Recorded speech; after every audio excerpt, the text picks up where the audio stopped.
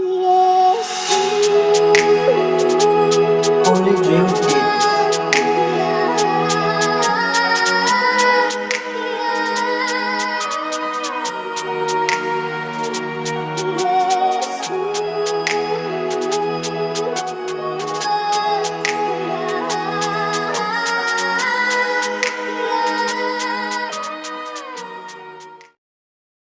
My name is Zorin and I'm 33 years old. My whole life I've been into madness from a very young age. My parents were addicts, alcoholics, so I've grown up with a lot of child abuse, domestic violence, to a stage where it became normal. And then I was drinking. My mum and dad gave me pop at a very early age, about 8 years old, when they first started giving me, because I've got ADHD, so they gave it me to calm me down.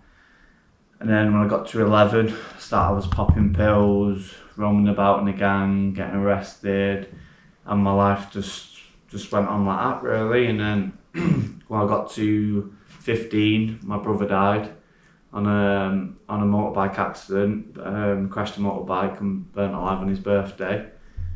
And after that, there was no more hope.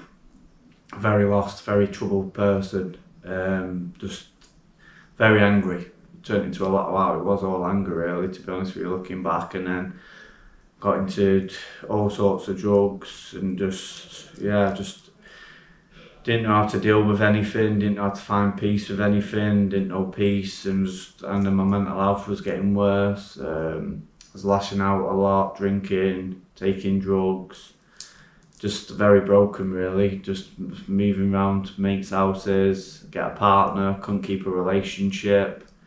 I was just very broken, very angry. And then as I got older, drugs got harder, getting involved with stupid things. I was just going round and round in circles. And then I remember I got to the age of 20, I think it was about 27, 28, and I had enough. And I rang my mum, and then straight away my mum was down the phone going, "Oh, you're not coming here drinking, taking drugs and all that." I went, "No mum," I said, "I'm broken, I've had enough, I don't want to do this shit anymore." So then I went to my mum's. Seeing my mum pick me up from the train station, just going on at me and going on, and I went mad at her and said, "Look, mum, I'm broken. Do you know what I mean? I just want some peace. I just want to stop taking drink and drugs." And then slowly but surely started drinking at my mum's, and then so on and so on. And then I met my partner I'm with now, and then I got in and started smoking a lot of crack, doing heroin and all that. And then next thing you know, I weighed 9 stone, and I was really bad, in a really bad way, mentally, physically. Walking around, I was barking, I was so broken. People were trying to show me love, but I just didn't know how to accept it. I knew I wanted peace, I knew I wanted love, I knew I wanted my brain to stop repeating how my brother died. And how my dad died. My dad died from a drug overdose. He was dead in a room for 2 weeks before anybody found him. And then it took a month later than I found out. And then I just went on a massive downhill spiral after that. I was just smoking a lot of crack, and I just didn't care about life anymore. Just gave up on life every way possible. Just wasn't washing, wasn't brushing my teeth, wasn't doing any of that. And then I had to sort his funeral out, because he was going to give him a pauper's funeral, because nobody wanted to sort it out. So me and my partner sorted it out. Well, my partner mainly sorted it. I couldn't deal with it. It was too much for me. I just wanted drugs, just a way out, just so I didn't have to acknowledge. And then it was going over in my head, why am I here? My dad and my brother are dead. Do you know what I mean? And that. I asked myself that a lot, and the whys come back. Why did this happen? Why is all this happening in my life? And then the first time I went over on heroin was intentionally. It was not long after my dad died, and I just thought I've had enough. So I had a decent amount, but someone saved me. And then I just kept on smoking crack and that, and then had a snowball, went over the second time. At this point my partner had split up with me, because she said, "I can't watch you kill yourself anymore." So she kicked me out of the house, and then I went round after I went over, and she was rubbing cream all in my body and that. I was like really itchy, and she was like looking after me. I went to sleep, I woke up that morning and I went on a 4-day crack binge, and then my mum put a status on Facebook because then I was seeing Zorin. And then I turned back up 4 days later and my mum going mad at her because I'm like, well, why have you put that on Facebook? But she went, I've got you a number for a rehab. So I was like, alright, okay. So well, straight away as soon as she said it, it warmed me up because I thought, yes, it's I'm getting out of all this shit. I'm getting out of it. Oh, do you know what I mean? I wanted to stop taking drugs for a while, but I just didn't know how to do it. How mad it sounds. Do you know what I mean? I was just in a circle, just repeating itself over and over and over, and I just didn't know how to stop and how to bring myself out the circle, and how to get away from the circle and get away from them sort of people. And I just had a bad judgment on everyone. All I've grown up is as people, really, in the madness. I met a couple of good people, but 9 times out of 10 them good people, I used them to my advantage, do you know what I mean? Or what can I get off them or whatever, do you know? There was just no more good. Yeah, and then I heard about New Hope, and then I started to ring one of the people from New Hope before I come, and I was ringing them every day. And then I finally did my assessment over the phone, and then off I come to New Hope. Broken in every way possible. I was barking, shouting, swearing, very erratic, very aggressive. Just all the behaviours what I thought was normal. Yeah, and I didn't realise when I first come to New Hope what they were saying to me and what they was asking me to do was coming from a loving place. I just thought it was getting very repetitive and very annoying. And I was just struggling doing my life story, and I was struggling with being pestered every day. And then I went back out there. I'd lasted 3 weeks and I went back, and then I was for about an hour, and I was back on crack, back on alcohol, and so on. And then I got a metal spike stuck in my leg, and nearly got sepsis from it. And then I got a job, and then because it was monthly pay, so I thought I was doing alright. I got like 23 days clean and sober, I think it was. And then as soon as I got paid, I relapsed, went missing, smoking a lot again, and then I was in and out of my partner's life. And then the next thing you know, I had a bit of a spiritual awakening and a crackdown, I'd say. Just thought, I don't want this anymore. I really don't, I'm done with this. And then I went back to my partner's house. My partner was like, oh, would you go back to rehab? I was like, yeah, hands down. Then I came back to New Hope. First 3 weeks, same again. Couldn't deal with it too much, do you know what I mean? And the life story. But this time I knew. My time away, I was analysing it, and it was coming from a loving place, and it was warmth, and it was homely, and I was a part of. There was a lot of unity, a part of the family, and I've always wanted my family. Like I've always wanted a family from a very young age. It just never happened. I've always wanted to feel a part of something. I've always been different because I'm mental health, and I'm because I'm an addict. Do you know what I mean? You do feel different when you're out there, and then I come into this place and hearing other people's shares and all the rest of it, and just I don't feel like there's much difference, do you know what I mean? I feel quite normal in it. And then I've done what they've asked me, got over the first hurdle was the first month, but after that it was alright, do you know what I mean? I'd say it was alright, I felt alright here, I felt homely here. And then the work started, work on my mental health, work with my family, work with all the trauma I've had in my life, and that's when I come to realise that I'm not full of anger, I'm full of hurt. To be honest with you, all the stuff from my childhood, I've never analyse that because I've been so not obsessed, but it's just my disease played it over and over and repeat the way my brother went, do you know what I mean? And that's all I've known for the last 18 years, and whenever I've seen fire and people mention fire, in my head I've wanted to attack them, and it's a very hard situation. And when I come here, I couldn't deal with speaking about my brother. I just couldn't deal with anything, nothing. Everything was too much, everything was overwhelming, and I'd come over that by doing my life story. That's when things started to change for me. My life story is the hardest thing I've done in my life to this day, and I sat there and I bawled my eyes out, and all I wanted to do was just go mad. Rip out what I've ripped, smashed a chair, and I wanted to go mad, I'm not gonna lie, do you know what I mean? It was very painful, but I kept in the seat. And I did it, and then everyone was asking me afterwards, oh, do you feel lighter, do you feel better, do you know what I mean? And no, I didn't. I felt worse, I felt real bad. I felt really low, I felt really depressed, and just analysing, I just relived all my trauma in 45 minutes. I was very angry, very hurt. And for the next, I don't know, day or so, I was in a very bad way. I felt really low. I felt depressed. Just didn't want to. I just wanted to be on my own. I couldn't be dealing with people, anybody. I didn't want nobody near me. But then after a few days and that, I started feeling a bit lighter. Do you know what I mean? I had new spring in my step, and then I've realised whatever's hurting you, whatever's ever keeping you down, you need to share it. Do you know what I mean? And you think alcohol and drugs help you? They don't help nothing. I'm telling you, I'm speaking from experience. As soon as my brother died, I thought me being on this drug or that drug or whatever, absolutely off my rocker, that I'm alright, I'm dealing with it. But I'm not. I was never dealing with nothing. I've never dealt with anything in my life, to be honest with you. Since I've come here, I've dealt with a lot. And now I can speak about my brother. I've been taught techniques as well. Because after I worked with my brother, then all the suppressed memories from my childhood come back. And then it was making me very angry, and then I was asking staff what's the best way to deal with them, and it was giving me techniques, like, because my head's got a bad thing for just going into replaying bad memories over and over, very vivid.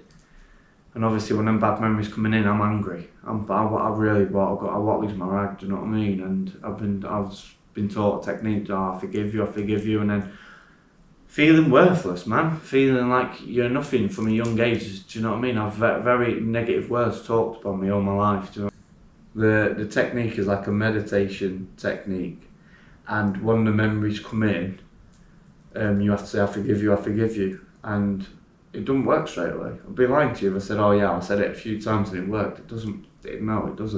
But you've got to be persistent, and you've got to be willing to just let it go. Yeah, I'm not damaging the other person. The only person I was hurting and making angry and messing up my recovery, and that was it. Do you know what I mean? And when I realised that, then after a few days, it started to work. Do you know what I mean? You just got to drill it into yourself. And feeling worthless as well. I've been taught a few techniques as well, like write stuff down. Like mine was, my loved ones are at peace, I'm strong and powerful, and I am loved. And I had to say that over and over and over and over and over, and then you start to believe it after a while. Do you know what I mean? You've got to. And now when I say that, it makes me feel warm inside. And yeah, because I think for a long time as well, I've always felt like, why have I been through so much stuff? Whereas today, I don't feel like that. Today, I wouldn't say I'm grateful for what I've been through, no way. But what I've been through, now I can help other people, and the methods I've been taught, I've been passing on to other residents, you know what I mean? And helping them, and I can see them struggling. And it's quite nice and powerful to turn up here with 9 stone, and I was just a very angry, messed up person, to be leaving here very calm and wanting to help people. Because let's all face it, when you're in the madness, it's what can you get off someone? Do you know what I mean? You're not really bothered about that. Just like, what have you got for me, sort of thing. Do you know what I mean? Whereas now, I don't feel that way. Now, I want to help people. Do you know what I mean? And show people I've come from where I've come from, or whatever trauma or whatever you've been through. Do you know what I mean? There's always light. I'm telling you now, there's always light. And coming from a very dark place, I've got light today. Do you know what I mean? Yeah, when I first come to New Hope, I was very erratic. I was barking, loads of energy, and then I couldn't keep still. I've never been able to keep still. I've always had a lot of energy. I've got ADHD, and one of the techniques the staff taught me was to play with elastic bands. And at first, I thought it was silly. I'm not gonna lie, I thought it was silly. But then I found it was helping me when I was sat there in meetings and that. I'd just be playing my band. Because I'd fidget a lot, do you know what I mean? And I'd play with a band, and then when I was having bad days, I'd go through a lot of bands, and then obviously then you find after time you start getting calmer and calmer with the bands, you know what I mean? And now I'm on these beads, so now I just play with these. As long as I've got these, I'm alright. I can keep still, and yeah, I find if I'm struggling, well, if I get angry, I can count them. Or if I've got a lot going on in my head, I can count them or whatever. Do you know what I mean? I can just mess about with them, they help me massively, just to keep still, become calm, just become this person. It's been I've put so much hard work in, I'm not going to lie. I'll be lying to you if I said to you, oh yeah, come here and you just do lip service, go out there and life's going to be good. Nah, you've got to come in here, you've got to put in the graft. As long as you do what staff's asking you and you're willing to put that extra 10% in, I'm first time in my life I'm actually looking forward to going out there and doing normal stuff, you know, because of the techniques I've been taught and how the techniques and the tools I've got to deal with stuff. It's just, it's a blessing. This place has saved my life without a doubt. But it's not just saved my life, it's had a knock-on effect. Now my missus is clean, sober, and she's got a daughter back. She's doing the steps. So yeah, she's doing really good, really, really good. And to be honest with you, I'm looking forward. I never thought I'd say this. I'm looking forward to going and doing normal people stuff. And I mean by normal people stuff, I mean just living a normal life, not being controlled. I've been having more weekends out. I feel a lot of freedom because when you're in the madness, you wake up in the morning and 9 times 10 you're up and sleep, and then you're like, oh, what can I do to get that? What do I have to do today? And whereas when I'm out on the weekend with my missus and the daughter, I can just wake up and there's just freedom. I don't feel like, oh, I need to do this, I need to do that. I'm just like, oh yeah, well, what should we do today? And I feel so calm as well.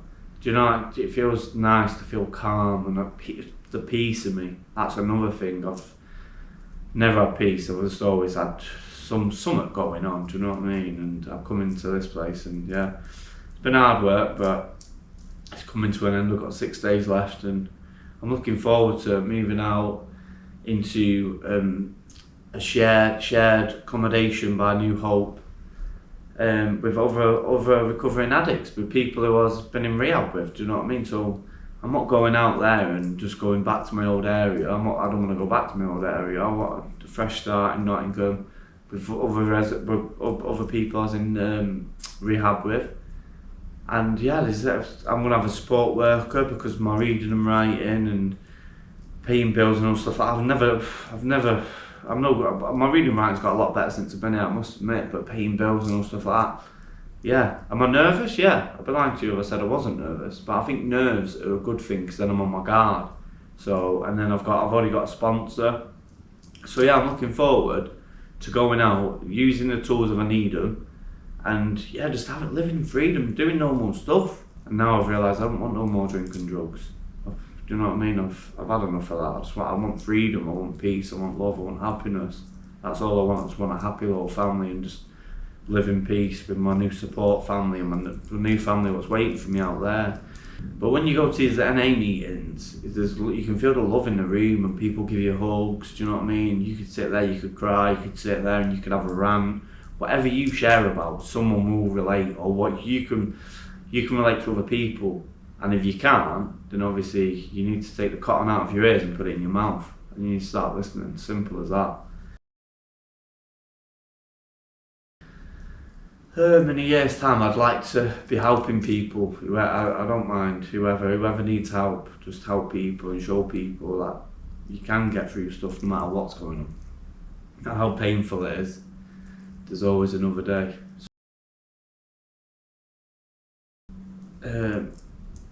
My relationship with my family, I've branched back out to one of my aunties who was there for me when I was in young offenders when I was younger.